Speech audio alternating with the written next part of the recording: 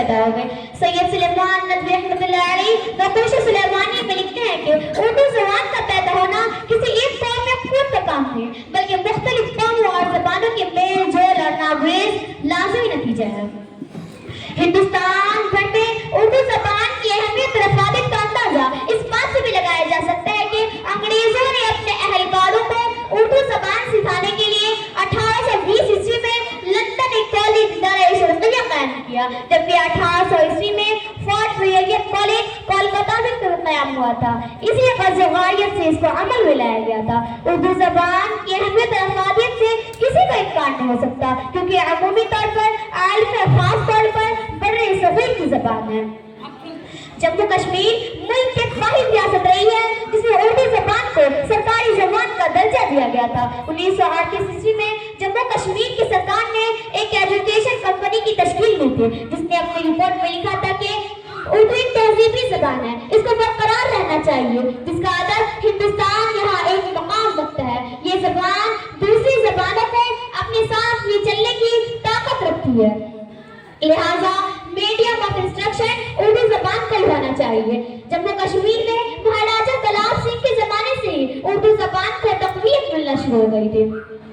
بعد ازاں 1938 عیسوی میں اردو زبان کو سرکاری زبان کا درجہ دیا گیا تھا۔ ریاست کا پہلا اردو اخبار جموں سے، جبکہ کشمیر سے پہلا اردو اخبار 1932 عیسوی کو شائع ہوا تھا۔ مہاتما گاندھی نے کہا کہ میں اردو کی ترقی چاہتا ہوں۔ میرا خیال یہ ہے کہ جتنے بھی مسلمان ہندوستانی اردو زبان کی اور ملک کی خدمت کرنا چاہے وہ اردو سیکھے اور مسلم ہندی سیکھے۔ اردو زبان کو چار چاند لگانے کے لیے شاعروں، ادیبوں، مفکروں، علماء نے زبردست کردار ادا کیا ہے اور کر رہے ہیں۔ اردو زبان کو چار چاند لگانے کے لیے شعراء اور علماء نے اسے سدھارا، نکھارا، ابھارا اور اس کو تراش خراش کر اس میں مٹھاس، لطافت، شیرینی اور خوبصورتی پیدا کی۔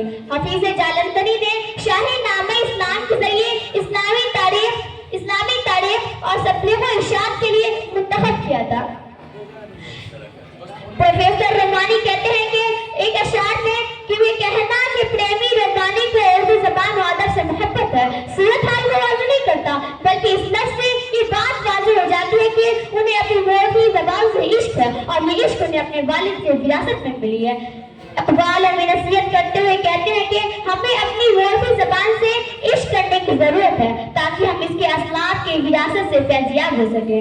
جدید دور سائنس اور ٹیکنالوجی کا دور ہے، انسانی رشتے اور قدریں روز بروز پائمال ہوتے جا رہے ہیں۔ اگر ایسے میں وہ اپنی مادری زبان سے بھی دور چلا گیا تو پھر یہی بات سامنے آ جاتی ہے، نہ خدا ہی ملا نہ مثال صنم، نہ خدا ہی ملا نہ مثال صنم، نہ ادھر کے رہے نہ ادھر کے رہے۔